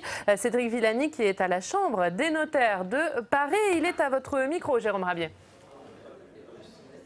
Oui, exactement, Oriane. Cédric Villani, présent ici à la Chambre des notaires de Paris pour un café-débat d'1h30 ce matin pour finalement un peu dévoiler un peu plus votre programme. Vous êtes actuellement porté par des sondages assez flatteurs pour vous. Vous êtes toujours dans le peloton des poursuivants derrière la maire sortante Anne Hidalgo. Déjà, est-ce que ça vous donne de la confiance ? Nous avons une dynamique qui s'est accélérée avec l'entrée en campagne de la maire sortante, Anne Hidalgo, et dans laquelle nous allons pouvoir les uns les autres discuter projets, parler aussi du bilan de l'équipe sortante, et dans laquelle on voit que j'ai pu maintenir ma candidature comme vous le dites, dans le peloton, malgré le fait qu'elle a été montée de façon libre et indépendante à tous égards. Et c'est la candidature de quelqu'un qui vient de la société civile, qui entend bien apporter son expérience, ses réseaux, sa sensibilité de mathématicien dans ce débat politique. On est maintenant à moins de 50 jours du premier tour. Vous allez dévoiler un peu votre programme et vous publiez un livre demain, Le Nouveau Paris, rallumons la ville lumière, avec des propositions fortes. Est-ce qu'il y en a une que vous pourriez un tout petit peu dévoiler ? Tout d'abord, je suis fidèle dans cet engagement et dans la nature des propositions aussi qui sont faites aux raisons pour lesquelles je me suis engagé dans En Marche en 2017 et pour lesquelles j'ai suivi Emmanuel Macron. Le rôle de la société civile dans la vie politique, mais aussi le besoin de voir les choses en grand, d'accompagner la société dans ces grandes transformations. Et dans l'ouvrage, précisément, peut-être la mesure la plus emblématique, celle sur laquelle j'insiste le plus, est l'une de ces grandes transformations dont Paris a besoin. Il s'agit littéralement d'agrandir Paris. Ce qui aujourd'hui fait la spécificité de Paris à son détriment, c'est le fait que Paris soit si petit. Même pas 100 km², là où Londres en fait 15 fois plus. Vous souhaitez élargir les frontières ? Je souhaite élargir les frontières et c'est la seule solution durable pour résoudre toutes les problématiques de transport, de mobilité, de logement, mais aussi de réduction des inégalités. Cet ouvrage se concentre sur de tels grands enjeux, élargissement de Paris, mais aussi plus de démocratie. Oui, j'imagine. Vous pourrez développer dans ce livre toutes vos propositions. Merci Cédric Villani. On vous laisse rejoindre les notaires devant lesquels vous allez un petit peu plus détailler votre programme. Merci beaucoup Jérôme d'avoir été en direct avec Cédric Villani. Cédric Villani, on le voit, hein, il est 5e hein, dans les sondages, avec Benjamin Griveaux à 15%, David Béliard à 14% et lui à 13%. C'est l'homme qui peut faire perdre Paris à La République En Marche? Je ne suis pas sûr que La République En Marche ait besoin de Cédric Villani pour perdre la ville, mais en tout cas, pardon, mais dire là, il y a un moment donné, il y a des chiffres. Mais en tout cas, non, mais c'est sûr qu'en tout cas, il fait perdre des voix aux candidats officiels et il en prend un petit peu aux autres. Le problème, c'est que Cédric Villani, où veut-il aller? Il parlait d'une alliance avec David Béliard un jour, 3 jours plus tard, c'est avec Philippe Goujon dans le 15e. Bon, c'est un petit peu... C'est pas clair, si on suit. À mon sens, c'est pas très clair. En revanche, je pense qu'il est déterminé, très déterminé à aller jusqu'au bout. Ça, c'est une certitude et c'est pas une bonne nouvelle pour Benjamin Griveaux. Nathalie. Et il n'est pas décroché. C'est vrai qu'il est 5e, c'est vrai qu'il est derrière David Béliard, le candidat écolo, mais il n'est pas décroché. Ouais. Donc, comme la campagne n'a pas vraiment commencé, on ne connaît pas toutes les têtes de liste dans les arrondissements, etc., il n'est pas impossible que ça se passe mieux dans les semaines à venir pour Cédric Villani. Là, j'allais dire que ça allait vraiment... On va rentrer dans la campagne et là, la campagne va avoir un effet réel, dans un sens ou dans un autre. Pour l'instant, je constate que celui qui devait être décroché ne l'est pas. Et celui qui devait avoir la dynamique, là, pas non plus. Non, c'est incroyable parce que c'est une ville qui vraiment faite pour l'électorat enfin, qui est une ville pour Emmanuel Macron, et on l'a vu d'ailleurs aux élections européennes, même si comparaison n'est pas raison, les municipales, c'est pas pareil, c'est une élection qui se joue à 3 tours. Donc il faut d'ailleurs se méfier énormément des sondages qui sont des sondages globaux sur Paris, parce que c'est pas comme ça que ça fonctionne. Vous pouvez être majoritaire en voix à Paris et ne pas devenir maire de Paris. Donc il faut faire très attention. C'est une élection qui se joue à 3 tours. Le 3e tour, où Villani d'ailleurs pourra jouer un rôle très important, enfin lui et ses troupes, pour déterminer qui est le maire. Il peut être faiseur de roi, hein, Cédric Villani. Et on ne sait pas trop d'ailleurs s'il penche plutôt vers la gauche ou s'il penche davantage vers la droite. Je pense que c'est plutôt vers la gauche. D'ailleurs, il avait fait la campagne de Madame Hidalgo en 2014. Et il y a des départements qui sont absolument nécessaires à conquérir si vous voulez gagner la mairie. C'est notamment le cas du 15e avec un maire sortant qui s'appelle Philippe Goujon, qui n'a pas l'air de vouloir se soumettre au diktat de Madame Dati, mais qui n'a pas l'air de vouloir aussi se marier avec qui que ce soit. Donc il est déterminant, cet arrondissement-là. C'est l'arrondissement le plus peuplé de Paris. Et tout ça est bien sûr à suivre. On va continuer ce Tour de France. Et Alex, tous les mardis, vous allez nous donner les derniers échos de campagne. C'est votre journal des municipales.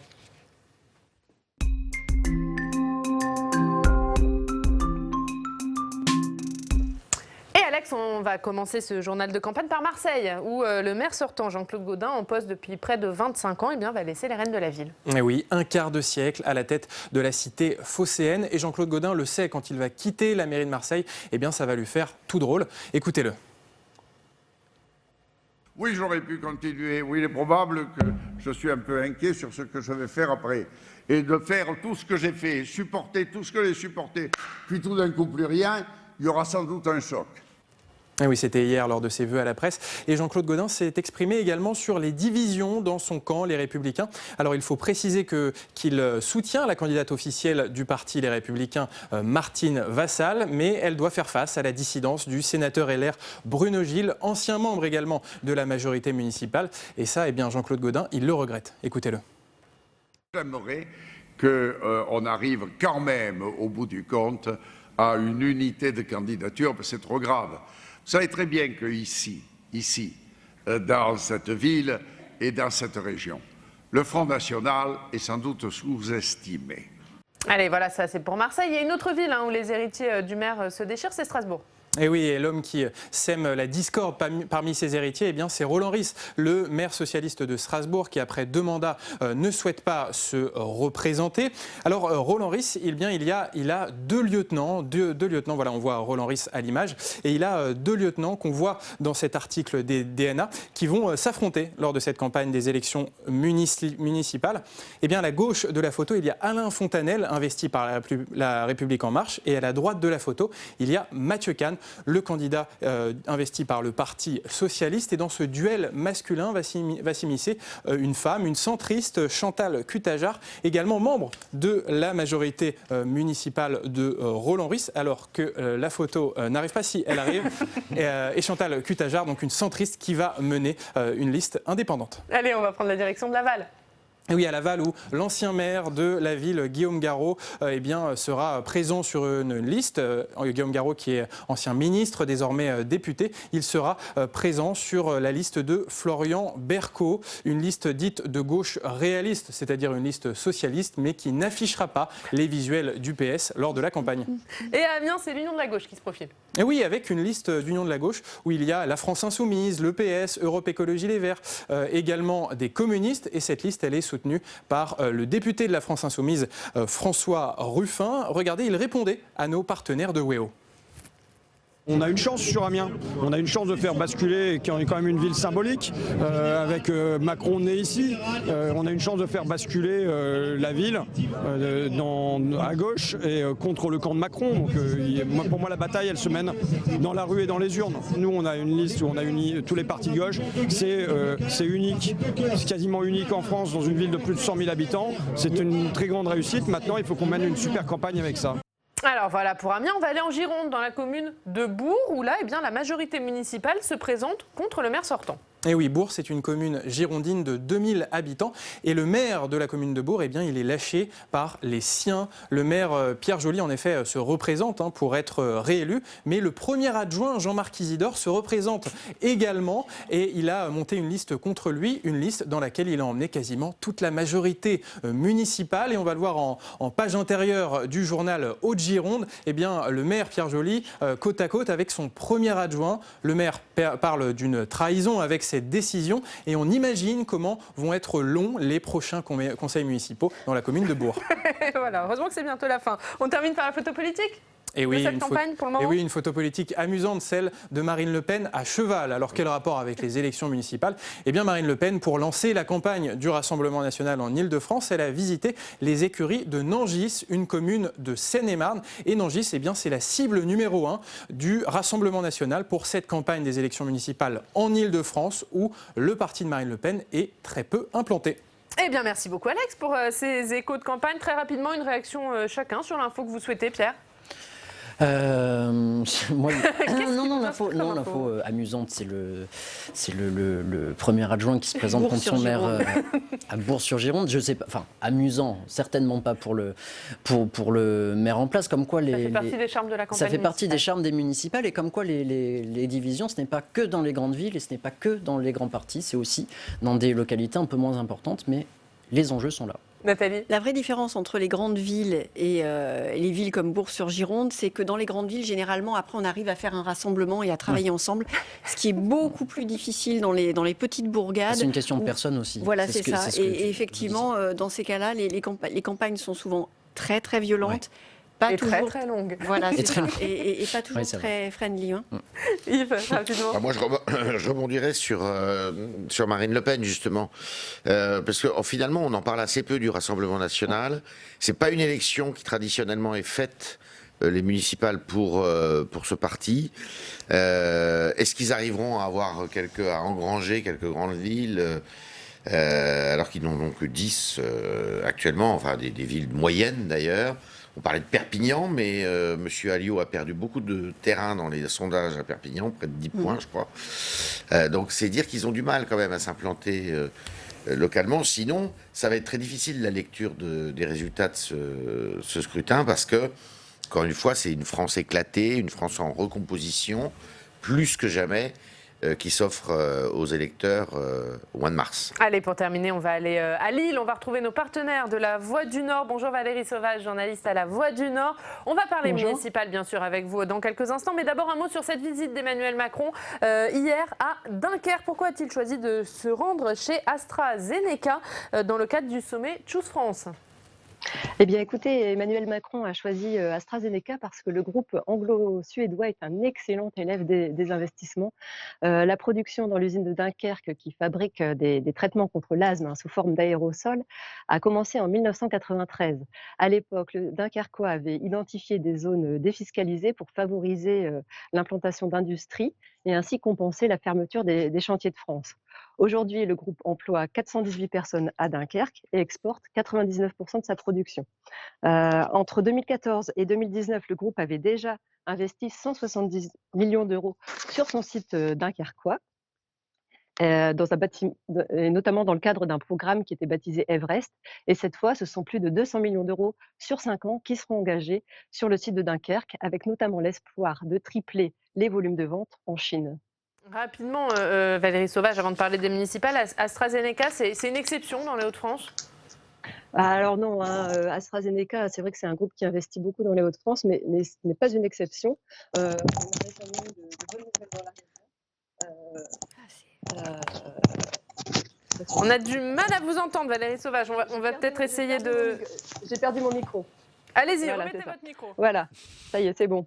Donc, on ne manque pas d'exemples d'investissements étrangers dans les Hauts-de-France. Coca-Cola à Bierne, toujours dans le Dunkerquois, vient tout juste d'annoncer 75 millions d'euros pour une nouvelle ligne de production. La semaine dernière, c'était Toyota à Onnin qui ajoutait 100 millions d'euros d'investissement aux 300 millions d'euros qui avaient été engagés et qui sont toujours en cours. Le bilan de l'année 2019 n'a pas encore été finalisé par Nord France Invest, mais son directeur Yann Pitolet me disait hier qu'on serait un peu en 2019 dans la même ligne qu'en 2018, c'est-à-dire qu'à l'époque, 5 266 emplois avaient été créés ou maintenus grâce à des investissements étrangers. Donc il faut ajouter, car on ne sait pas toujours, que les Hauts-de-France forment la deuxième région la plus attractive en termes d'emplois générés par des investissements étrangers derrière l'Île-de-France, et qu'en 2018, la région avait même été la première en matière de projets industriels. Au total, 2675 établissements à capitaux étrangers des Hauts-de-France représentent 164 643 emplois, ce qui signifie qu'un salarié de la région sur 10 travaille pour une entreprise à capitaux étrangers. Il est bien sûr question des municipales dans La Voix du Nord aujourd'hui, avec cette interview de Stanislas Guerini, patron de La République En Marche, sur la stratégie de son parti pour les municipales. Et oui, alors effectivement, comme Emmanuel Macron était en visite dans la région hier, je vais vous parler de La République En Marche et de sa stratégie. La semaine dernière, mon collègue Julien Lécuyer a publié cette interview de Stanislas Guerini. Il se trouve que seulement 20 candidats sont pour l'instant investis ou soutenus par La République En Marche dans les deux départements du Nord et du Pas-de-Calais. Parmi eux, des personnalités très différentes. On a Bernard Gérard, qui est le maire de Marcq-en-Barœul, qui est historiquement lié aux Républicains. Il a longtemps été le numéro 2 du parti dans le Nord. On a aussi Patrice Vergrit, qui est le maire de Dunkerque, qui lui est sans étiquette, il n'est écarté dans aucun parti, et il a reçu le soutien de La République En Marche sans l'avoir demandé.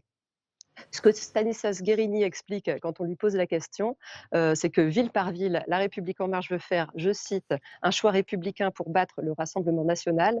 Il ajoute qu'il sera donc particulièrement attentif aux villes qui risquent de basculer du côté du Rassemblement national. À Arques, le mouvement appelle par exemple à soutenir la maire sortante pour faire barrage. En revanche, pour Hénin-Beaumont, qui est une ville emblématique dirigée par le RN, la décision de présenter un candidat ou non n'a pas encore été prise. Stanislas Guerini dit attendre la clarification des offres politiques pour donner une orientation. Il nous précise donc dans cette interview qu'une nouvelle salve d'investiture doit avoir lieu fin janvier et une autre mi-février. Voilà, cette interview qui est donc à lire aujourd'hui dans La Voix du Nord, dont on va voir la une, nouveau bac. L'épreuve continue, c'est à la une de votre journal aujourd'hui. Merci beaucoup Valérie Sauvage d'avoir été en direct avec nous. On va regarder vos unes, messieurs. Nathalie Morel, la une du Figaro.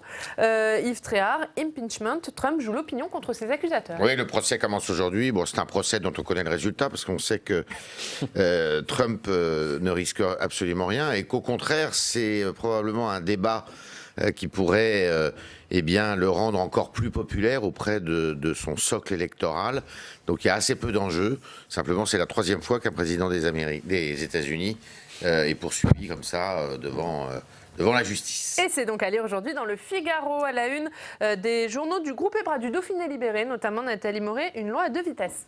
Oui, absolument. Vous savez qu'aujourd'hui, les départements, on roule à 80 km/h sur les routes départementales et il est possible de repasser à 90 km/h sur certains tronçons. Donc on fait l'état des lieux, sachant que dans quelques jours, on va connaître le nombre de morts sur les routes en 2019, dont on sait déjà qu'il sera sans doute un petit peu plus important qu'en 2018. Donc ça pose question. À lire donc aujourd'hui dans le Dauphiné Libéré, la lettre de l'expansion cette semaine. Pierre Dumazeau, votre édito, colère et espérance. Colère parce que le chaudron social est toujours en train de bouillir, on l'a vu avec les professionnels, les avocats, le monde hospitalier qui ne cesse de montrer leur opposition à la réforme des retraites, sans parler des manifestations qui continuent. Et espérance parce qu'on a malgré tout, certes ils sont inaudibles, mais des résultats économiques qui ne sont pas mauvais, notamment avec ce sommet Choose France, qui malgré un nom anglicisant et pas très français et subtil, eh bien ça marche. Voilà, et en 30 secondes, puisqu'on va terminer sur les municipales, oui. Ces ministres qui hésitent à se lancer dans la course. Qui hésitent, et notamment on parle cette semaine d'Agnès Buzyn, qui avait longtemps été pressentie dans le 6e et qui maintenant viserait le 15e. Et dans le 15e, Yves Tréhard l'a rappelé, il y a le puissant et influent Philippe Goujon, qui est maire sortant du 15e et qui a déclaré en commission nationale d'investiture des Républicains qui soutiendrait la personne, je cite, la mieux à même de battre Anne Hidalgo. Alors, est-ce que ce sera La République En Marche? Est-ce que ce sera LR? Et quel rôle Agnès Buzyn a dans tout ça? Eh bien, c'est à lire dans la lettre de l'expansion. Eh bien, c'est bien vendu. Merci beaucoup. Merci d'avoir été avec nous pour ce premier club des municipales. On se retrouve mardi prochain pour un nouveau club. Merci à tous de nous avoir suivis. Nous, on se retrouve demain. L'invité politique Adrien Quatennens, député La France Insoumise du Nord. Très bonne journée, à demain. La presse quotidienne régionale et les télévisions locales vous ont présenté le Club des territoires.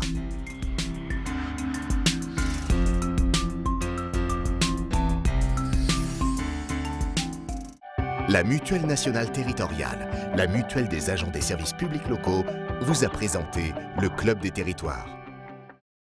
NJ, acteur engagé dans la transition zéro carbone des régions, vous a présenté le Club des territoires.